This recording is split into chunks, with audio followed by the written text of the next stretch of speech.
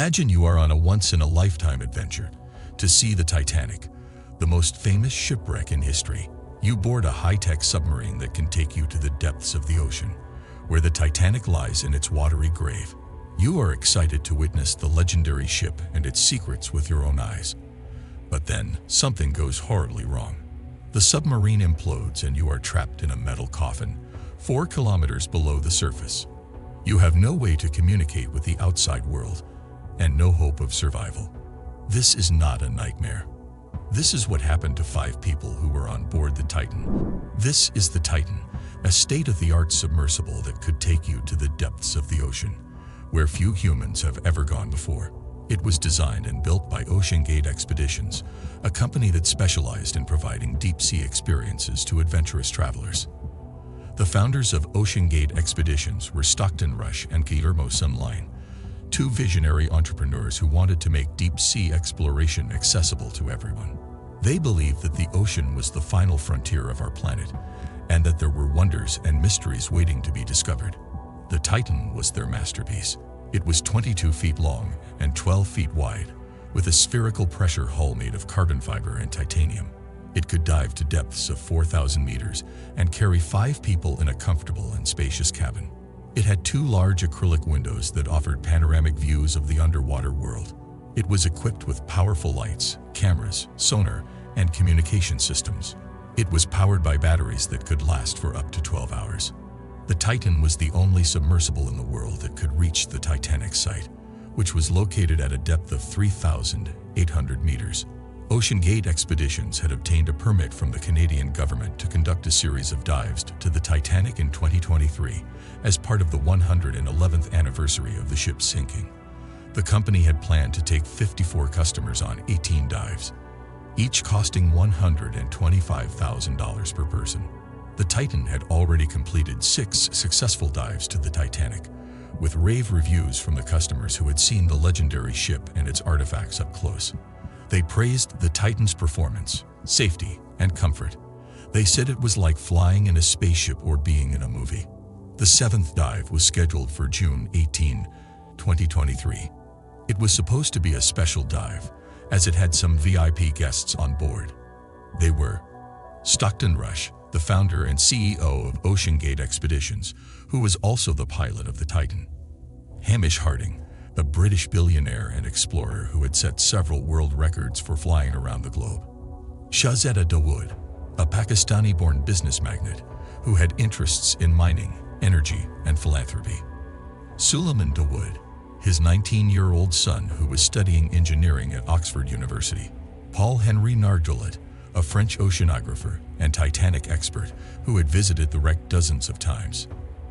These 5 people had different backgrounds, motivations, and expectations for the dive, but they all shared a common passion for exploring and protecting the world's oceans. They were excited to witness the Titanic and its secrets with their own eyes. They had no idea that this would be their last dive ever. The Titanic was a famous ocean liner that sank in 1912 after hitting an iceberg, killing more than 1,500 people. It was one of the most tragic and iconic disasters in history. The Titanic was considered unsinkable, a symbol of luxury and engineering. But it met its fate on its maiden voyage from England to New York. The Titanic wreck was discovered in 1985 by a team of French and American explorers. They used a remotely operated vehicle called Argo to locate the ship's debris field, about 400 miles off Newfoundland, in eastern Canada. The Titanic was broken into 2 main sections, lying about 600 meters apart on the ocean floor. The discovery sparked a worldwide interest and fascination with the Titanic and its story. Since then, the Titanic site has been visited by dozens of expeditions and documentaries, using submersibles, ROVs, and cameras to explore and document the ship and its artifacts. Some of the most notable visitors include James Cameron, who made the blockbuster movie Titanic in 1997, and Paul-Henri Nargeolet, who recovered more than 5,000 artifacts from the wreck and created a traveling exhibition. The Titanic site has also become a popular destination for tourists and researchers who want to see the remains of the ship and its passengers. In 2023, OceanGate Expeditions offered a unique opportunity for adventurous travelers to visit the Titanic site in person. They obtained a permit from the Canadian government to conduct a series of dives to the Titanic in 2023. As part of the 111th anniversary of the ship's sinking, they planned to take 54 customers on 18 dives, each costing $125,000 per person. The customers would board the Titan submersible, which was specially designed and built to reach the Titanic site. They would spend about 6 hours at the wreck site, observing and photographing the ship and its artifacts. They would also participate in scientific research and conservation efforts to monitor and protect the Titanic site. The customers who signed up for the Titanic tours were from different countries and backgrounds. They had various reasons for wanting to see the Titanic. Some were history buffs, some were thrill seekers, some were fans of the movie or the exhibition. Some had personal connections to the Titanic or its passengers. They all had one thing in common. They were willing to pay a fortune and risk their lives to fulfill their dream of seeing the Titanic. On June 18, 2023, they boarded the Titan submersible, which was docked on a support ship called the Polar Prince. They were greeted by the OceanGate crew, who briefed them on the safety procedures and the itinerary of the dive. They put on their life jackets and helmets and entered the Titan's cabin. They strapped themselves into their seats and checked their communication devices. The Titan began its descent at 9:15 a.m. local time. It was a clear and calm day, with good visibility and sea conditions. The Titan's cabin was pressurized and temperature controlled, providing a comfortable environment for the passengers. The Titan's windows offered stunning views of the ocean and its life forms. The Titan's sonar and cameras provided additional information and images of the surroundings. The Titan's communication system allowed the passengers to talk to each other and to the support ship. The passengers were amazed and delighted by what they saw. Stockton Rush was the pilot and guide of the Titan. He explained the dive plan and the Titanic site to his guests.